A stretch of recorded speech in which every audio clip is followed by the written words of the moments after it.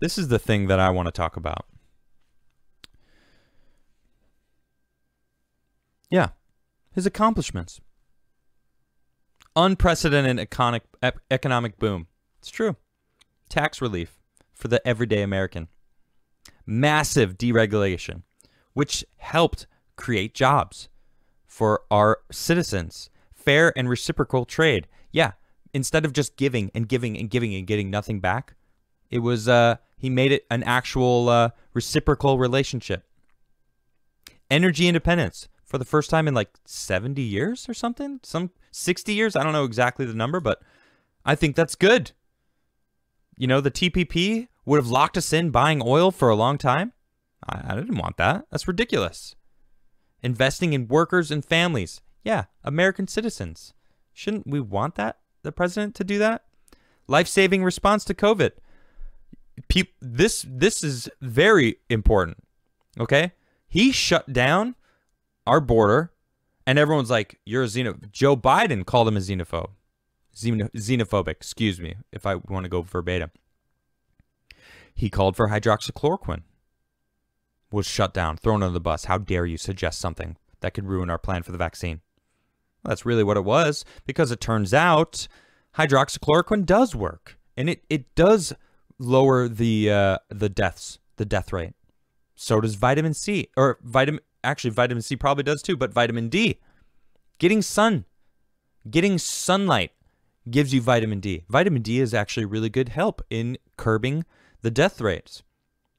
But stay inside your homes and don't go outside. Yeah, that's great. Great health care for all. Well, he certainly got rid of Obamacare, which if you couldn't afford it, you had to pay anyway for not having it. It's ridiculous. Remade federal judiciary. Well, yeah, they thought that they were going to lock it down. Now they're talking about packing the courts.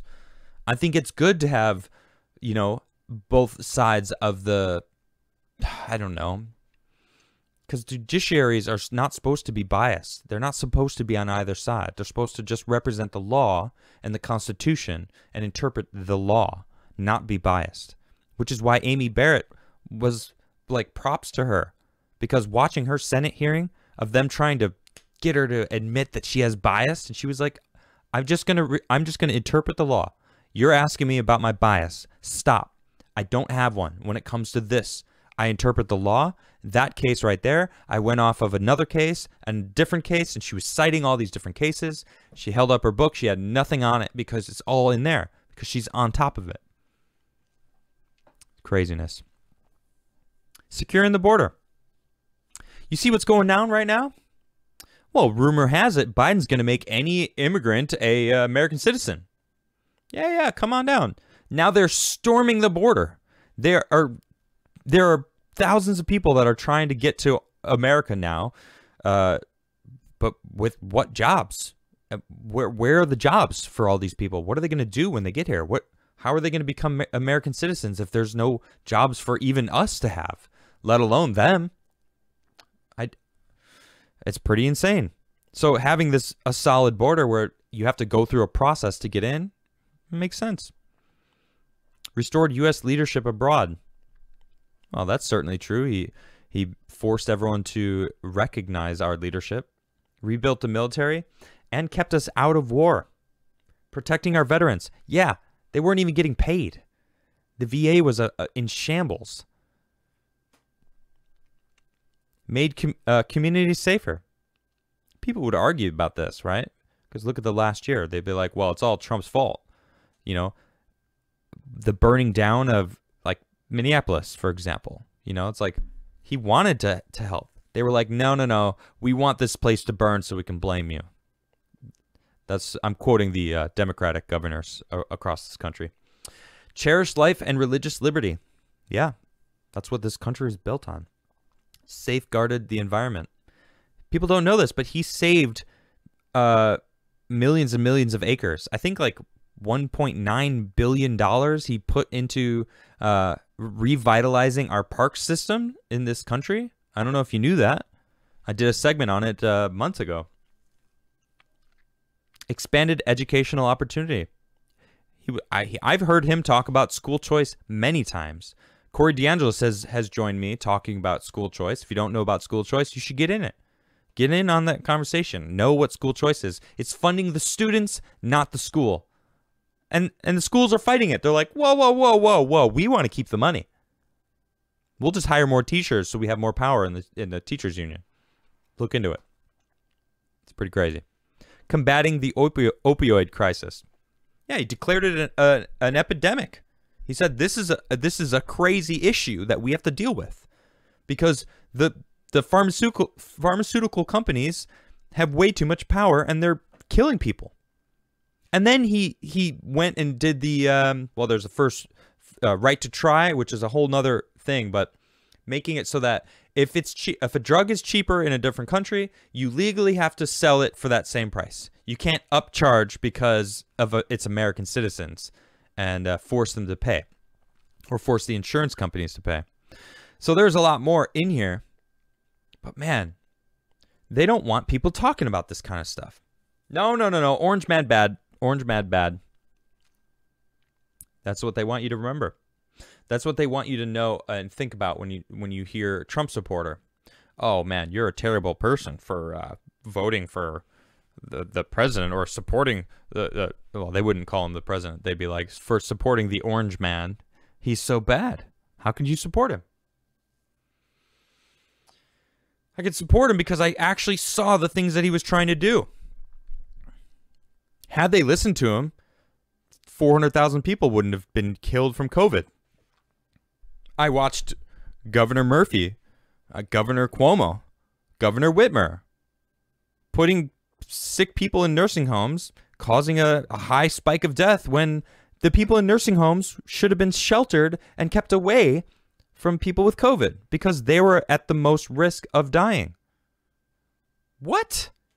How is that still not front news? How is Cuomo being put on this pedestal of handling the pandemic so well?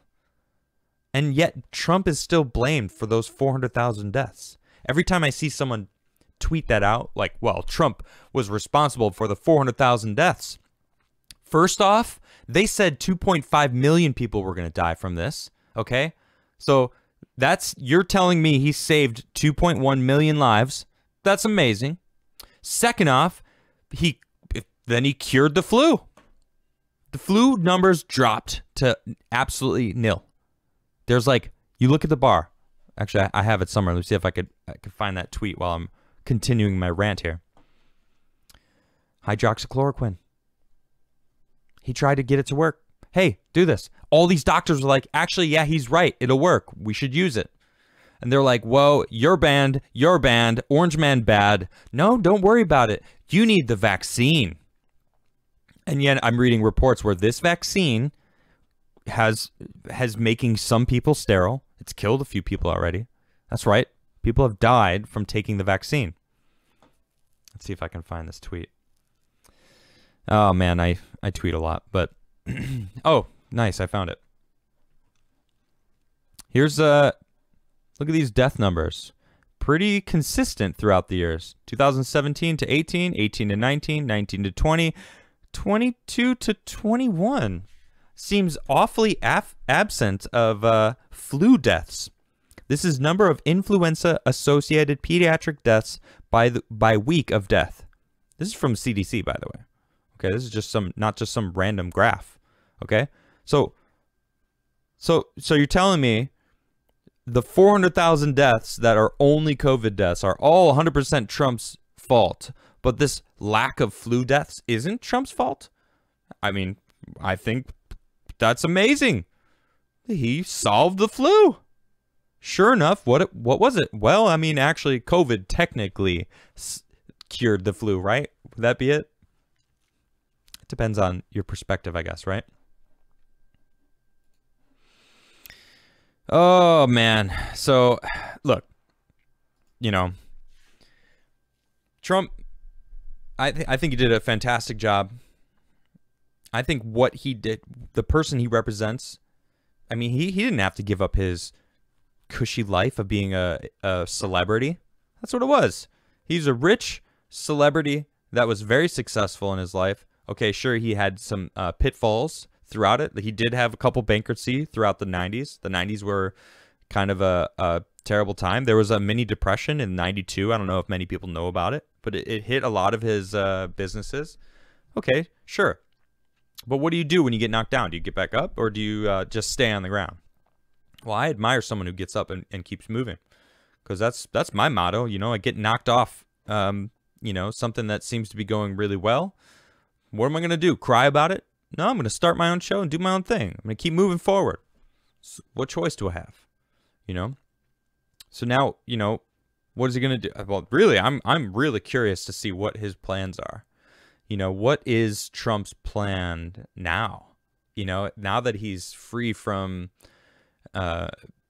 being hated by most of the establishment, which, by the way, the establishment has hated him for a long time, all the way to the late 70s when he came into New York and was like, I'm going to build Trump Tower. They're like, dude, get out of here with your new money.